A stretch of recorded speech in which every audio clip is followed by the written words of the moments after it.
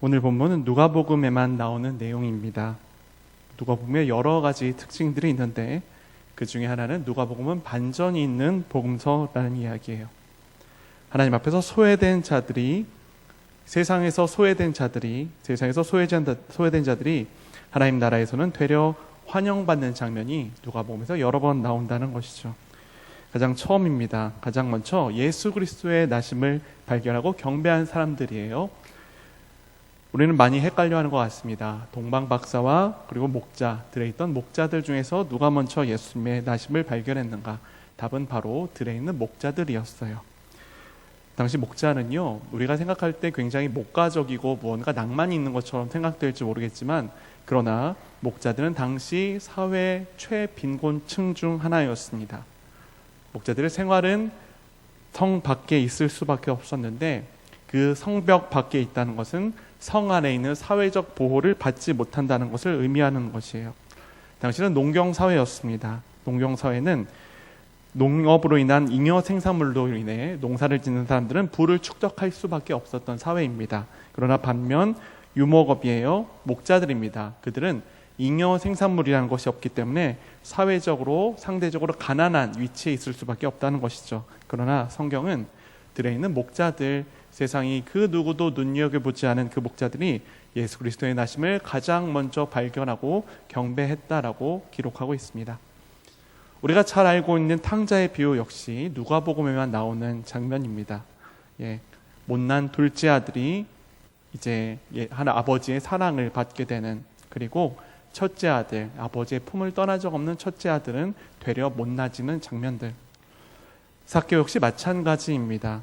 세리였지만 그러나 예수 그리스도께서 바로 이도 아브라함의 자손이다 라고 선포하시는 반전이 삭개오에게도 있었다는 것이에요. 오늘 본문도 이와 같은 반전의 내용 중 하나입니다. 예수 그리스도께서 스스로 의롭다고 확신하고 다른 이들을 멸시하는 사람들 향해 말씀하신 비유가 바로 오늘 내용인 것이죠. 비유의 내용은 다음과 같습니다. 성전에 바리새인과 세리가 기도하러 올라갔어요. 바리새인은 서서 혼잣말로 다음과 같이 기도합니다. 하나님 감사합니다. 나는 남의 것을 빼앗는 사람이나 불의한 사람이나 간음하는 사람, 그리고 더구나 이 세리와 같지 않습니다. 나는 되려 일주일에 2번 금식하고 내 모든 소득의 11조를 드립니다 라고 기도한 것이죠. 그러나 같이 올라간 세리는 감히 하늘을 우러러 쳐다보지 못하고 가슴을 치며 다음과 같이 기도하는 것이에요. 하나님, 이 죄인에게 자비를 베풀어 주십시오. 이와 같은 비유로 말씀하신 후에 예수님께서는 충격적인 반전의 결말을 말씀하십니다. 두 사람 중에 의롭다 여김받고 인정받고 돌아간 사람은 바리새인이 아니라 세리다. 우리는 바리새인에 대해서 상당히 많은 정보를 알고 있기 때문에 바리새인 하면 위선과 가식의 상징으로 대명사로 여기는 경우들이 많이 있습니다. 하지만 예수님께서 이 땅에 계셨을 때, 활동하셨을 때 당시 바리새인은요, 특유의 종교적인 성향으로 인해 많은 사람들에게 인정받을 뿐만 아니라 사회적으로 존경을 받는 사람들, 무리들이었다는 것이죠. 바리새인들은 이스라엘의 나라의 위기를 만났을 때 이 위기를 신앙으로 극복하자라는 마음을 갖고 주님의 계명을 열심히 지키려 했던 사람들이었어요. 그런데 문제는 시간이 지나며 이와 같은 마음이 변질되어 하나님의 말씀을 종교적인 활동으로만 제한한 것에서 바리새인들의 문제들이 생겼다는 것입니다. 반면 세리입니다. 우리는 마태와 삭개오 같은 이와 같은 세리들 때문에 굉장히 세리하면 친근한 이미지를 갖고 있지만요, 그러나 예수 그리스도께서 이 땅에 계셨을 때 당시 세리는요, 마치 이 땅에서 일제강점기에 활동했던 친일파와 같은 취급을 당했다는 것이죠. 로마의 식민 지배를 받는 이스라엘 사람인 것은 분명하나, 그러나 지배국인 로마에 부역하는 이른바 로마의 앞잡이가 당시 세리였다는 것이에요. 그들이 로마에 부역하고 자신의 이득을 취한 것은 다음과 같습니다. 세리들은요, 로마에서 일정 이율의 세금을 정해주면은 그것 이상의 돈을 징수하고 로마에는 정해진 것만 바치며 남은 돈은 자기가 챙기는 방식으로 동족의 이익을 수탈했던 사람들이었다는 것이에요. 그래서 당시 세리는 사회적으로 가장 멸시받는 부류였던 것입니다. 우리는 이와 같은 내용들을 다 알고 있기 때문에 별로 충격받지 않습니다. 하지만 그러나 앞서 이야기한 상황 가운데, 즉 바리새인들이 존경을 받고 그리고 세리가 멸시를 받고 있던 사회에 살고 있는 그 같은 사람들은 아마도 예수님의 오늘과 같은 말씀을 들었을 때 적잖은 큰 충격을 받았을 것이라 쉽게 예상할 수 있는 것이죠. 오늘 10월 마지막 주는 교회는 종교개혁 주일로 지킵니다. 종교개혁은 중세 로마 천주교 부조림에 항거하여 초대교회의 순수한 신앙과 열정으로 돌아가고자 했던 교회의 움직임입니다.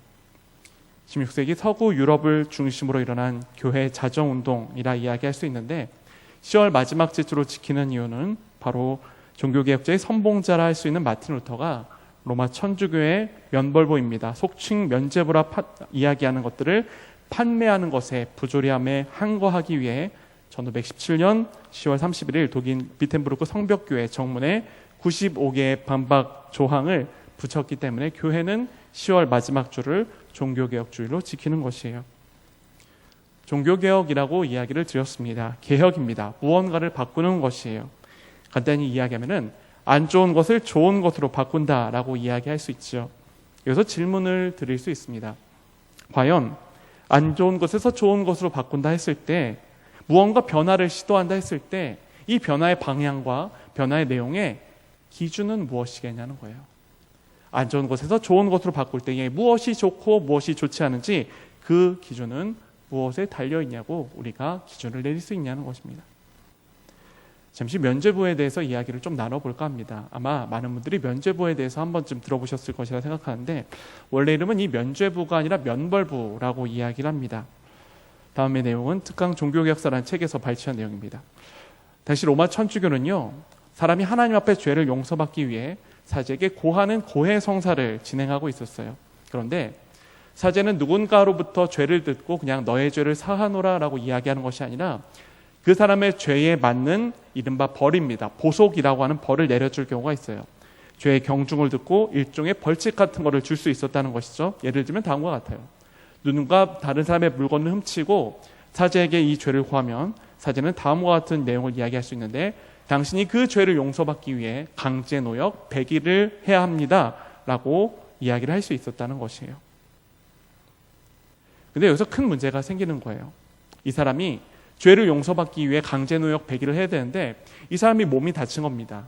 몸이 다쳐서 노역을 할 수 없다면 사제는 분명히 이 사람이 강제노역 100일을 해야지 죄를 용서받는다 했는데 이 사람이 몸을 다쳐서 보석을 할 수 없으면 이 사람은 어떻게 죄를 용서받을 수 있을까?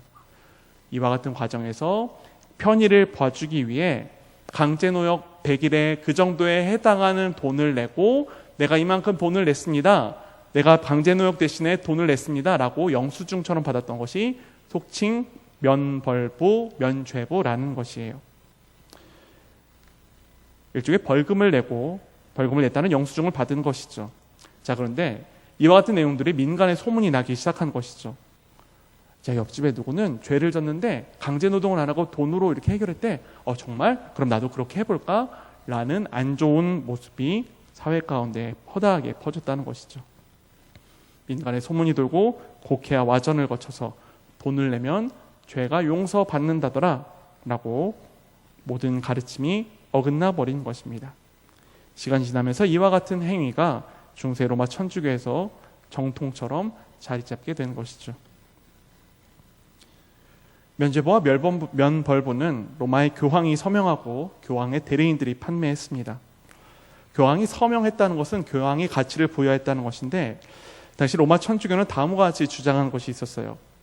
하나님께서 사람에게 내리신 은혜들은 각각 사람마다 정해져 있는데 이 내용과 분량이 달라서 평신도보다 사제나 주교가 훨씬 더 하나님의 은혜를 크게 받고 또한 사람이 공로를 쌓으면 그 은혜를 더욱더 많이 받을 수 있다라고 당시 로마 천주교는 주장했습니다. 자, 이와 같은 주장에 따르면 하나님의 은혜를 가장 많이 받은 존재는 누구라 주장할 수 있을까요? 당시 교회의 수장인 교황입니다.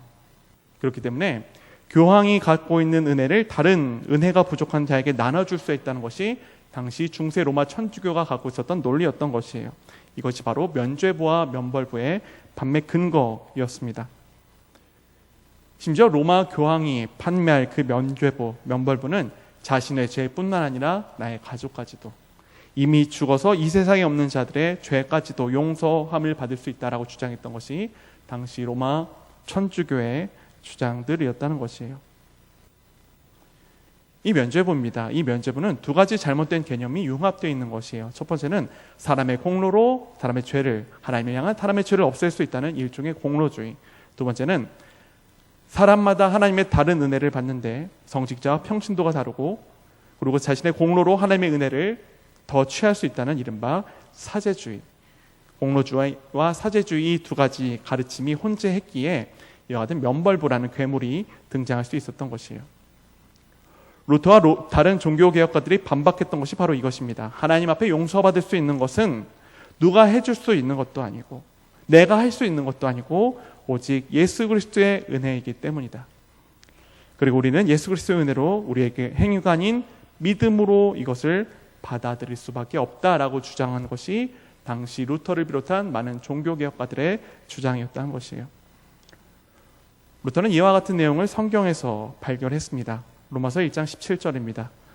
복음에는 하나님의 의가 나타나서 믿음으로 믿음에 이르게 하나니 기록된 바 의는 믿음으로 말미암아 살리라 함과 같으니라 라는 말씀을 통해 루터는 진리를 발견한 것입니다. 당시 루터는 구원에 대한 고민이 굉장히 많았던 사람이었습니다. 그렇기 때문에 각종 고행 및 금식으로 자신의 죄를 없애려는 공로주의에 사로잡혀 있었어요. 주변의 다른 수도사들이 걱정할 정도였습니다. 그러나 루터는 로마서를 연구하며 읽던 중 전에는 말씀에 나타난 하나님의 의가 죄인들을 벌하시는 공포의 하나님의 의라고 오해했던 것이 잘못인 것을 깨달은 거예요.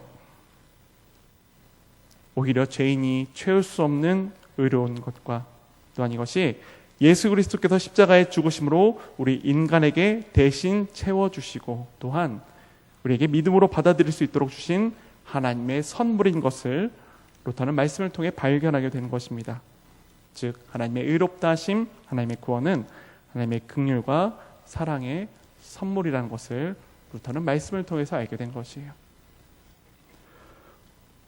오늘 본문에 등장한 바리새인의 기도입니다. 마치 자기 과시처럼 들릴지 모르겠습니다. 그러나 당시에 바리새인이 드린 이 기도는요, 유대인 남자들에게 기본적인 기도였다고 합니다. 과시가 아닌 감사. 그러나 바리새인의 기도는 잘못된 것은 다음 부분에 있습니다. 자기와 다른 사람을 비교했다는 거예요. 그리고 다른 사람보다 세리보다 자기가 하나님 앞에 우위가 있는 것처럼 오해했다는 것에 바리새인의 기도에 잘못이 있다는 것이에요. 세리는 그렇지 않았습니다. 그저 하나님의 긍휼을 구하는 기도를 드릴 수밖에 없었던 것이에요. 여기서 중요한 부분이 있어요. 그것은 세리가 자신을 죄인으로 볼 수 있었다는 것이에요.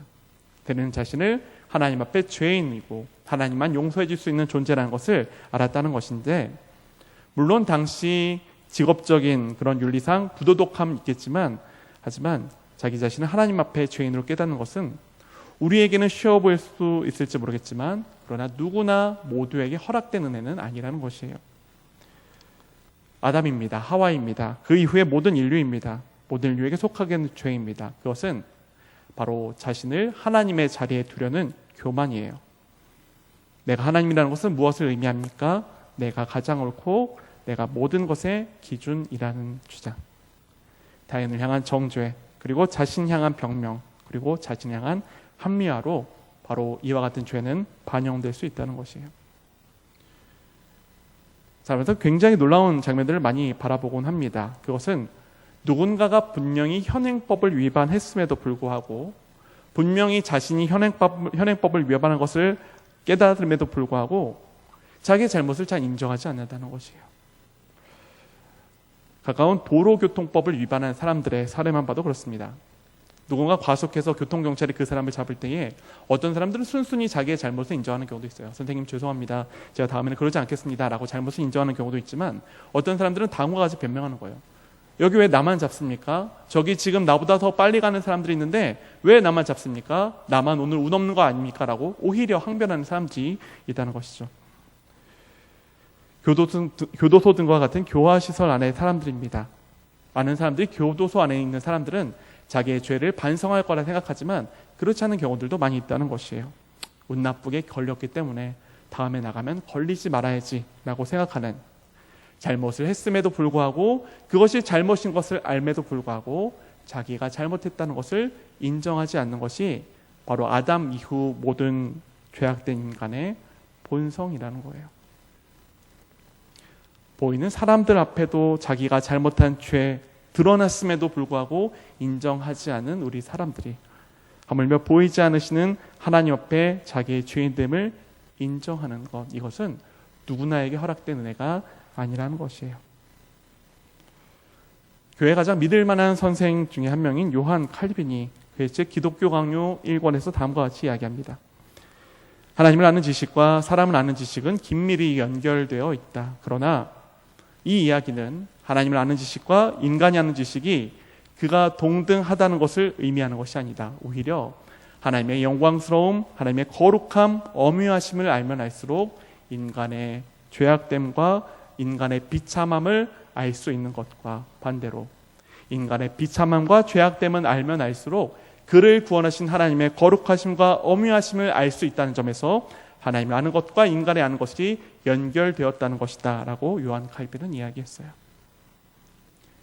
요컨대 자신을 하나님 앞에 죄인으로 깨닫고 하나님만 주실 수 있는 긍휼을 구하는 것, 이것은 하나님께서 그에게 은혜를 주시지 않다면 허락될 수 없는 선물이라는 것이에요. 저도 종교개혁에 대해서 간단히 이야기를 드렸습니다. 로마 천주교의 잘못된 가르침에 반대하여 교회를 바른, 즉 옳은 방향으로 움직이려는 교회적 운동이다라고 이야기했습니다. 바른 쪽의 기준은 무엇입니까? 그것은 바로 성경이라는 거예요. 그 중에 여러 가지 성경의 진리 중에서 종교개혁자들이 붙잡았던 진리는 무엇일까요? 그것은 바로 하나님께서 하나님 되신다는 진리입니다. 성경의 많은 가르침 중 가장 명확하며 우리가 결코 잊지 말아야 될 진리, 그것은 바로 하나님께서 하나님 되신다. 하나님께서 하나님 되신다는 그 진리가 언제 분명하게 드러날까요? 첫 번째는 모든 것을 창조하신 하나님의 창조를 바라볼 때 하나님께서 모든 피조물과 구분되시는 전능하신 분이시구나 라는 것이 드러나며, 두 번째는 바로 죄악된 인류입니다. 스스로 하나님을 거부하고 하나님과 멀어지려 한 그 인류를 향해 손을 내미시는 하나님의 긍휼을 바라볼 때 하나님의 하나님 되심이 분명하게 드러나는 것이에요. 인간의 죄악입니다. 하나님을 거부한 인간이에요. 하나님을 거부한 인간은 자신 쪽에서 다시 하나님께 손을 내밀 수 없습니다. 오히려 인간의 모든 마음가짐과 행사는 하나님으로부터 멀어지려 하는 경향이 있는 것이에요.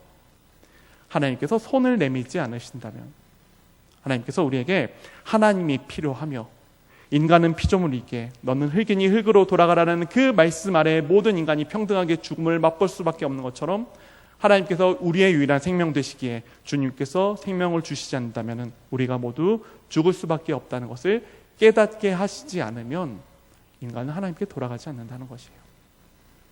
내가 하나님이며 내가 무엇보다도 높고 내가 가진 모든 것으로 인생을 살아갈 수 있다고 생각하는 우리 모두의 죄악됨, 그 가운데서 날이 갈수록 너는 대단해, 너는 뛰어나, 너희 모든 인간은 모든 것을 할 수 있어 라고 주장하는 이 사회 가운데서, 이 모든 세계의 움직임 가운데서 하나님, 내가 주님 앞에 죄인입니다. 나를 용서해 주십시오. 나를 긍휼히 여겨 주십시오 라는 겸손은 하나님의 은혜요 선물일 수밖에 없다는 것이에요. 오늘 말씀에서 예수님께서 다음과 같이 결론을 내리셨다라고 이야기했습니다. 두 사람 중 의롭다 여김 받은 것은 바리새인이 아니라 세리였다라고 이야기를 했는데, 이 의롭다라는 것은요, 헬라어 디카이오스네라고 하는 것인데, 이 의롭다는 것은 하나님 앞에서의 관계를 이야기합니다. 하나님께서 옳다라고 여기시면 그는 의로운 것이고, 하나님께서 옳지 않다라고 여기시면 그는 불의한 존재가 되는 것이에요. 그런데 하나님께서 어떤 존재를 옳다고 여기셨다고요? 자신의 죄악됨, 하나님 앞에서의 자신의 현실을 있는 그대로 깨닫는 자를 하나님께서 의롭다, 하나님 앞에서 옳다 여겨 주셨다는 것이에요.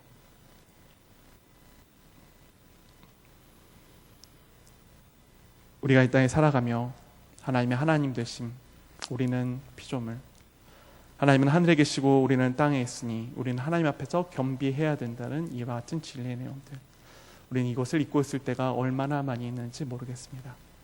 우리는 끊임없이 아담의 후손으로서의 죄인이기에 우리를 끊임없이 하나님 자리에 올려뒀습니다.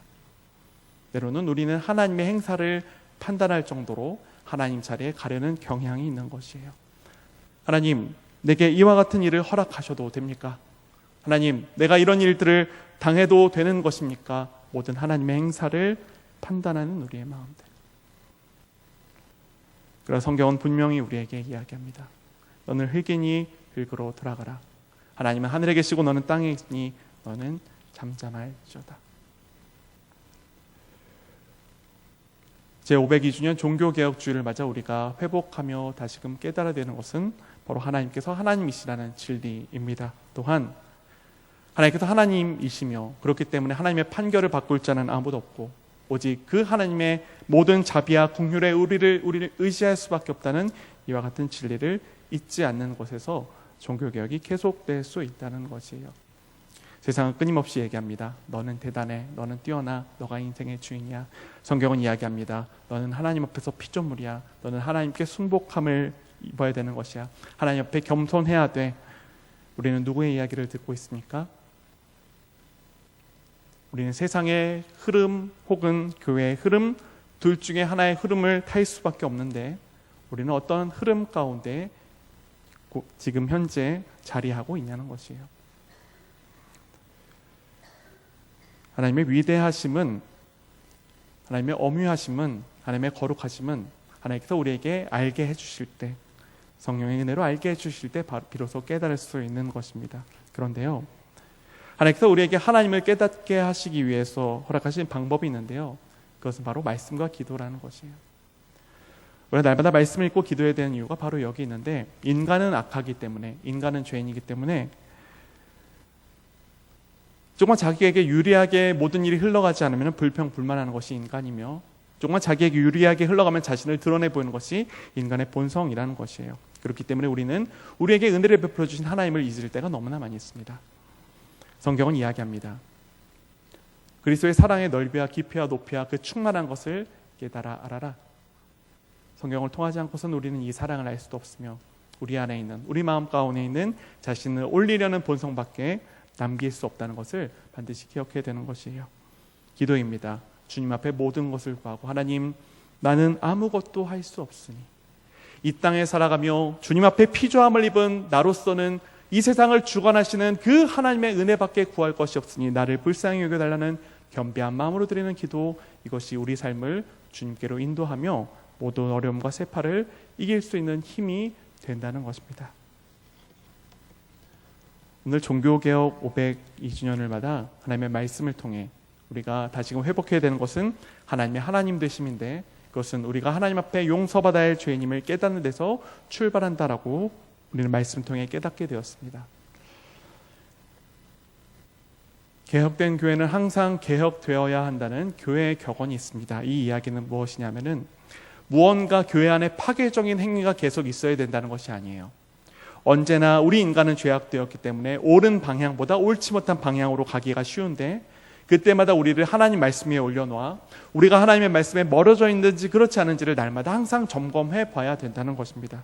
바라기는 저와 우리 모든 인천 신광교회 모든 성도님들께서 날마다 말씀을 통해 자신의 위치를, 하나님 앞에 자신의 위치를 바르게 세우셔서 주님의 은혜와 긍휼이 아니면 살 수 없음을 깨닫는 이 세리와 같이, 결국에는 하나님의 옳다 하심을 인정받은 이 세리와 같이 날마다 주님 앞에 옳다함 인정받으며 주님과 동행하시고 주님의 은혜를 충만하게 누리며 살아가실 수 있는 저와 모든 신광교회 성도님들이 되시기를 주님의 이름으로 간절히 바랍니다. 기도하시겠습니다. 하나님 감사합니다.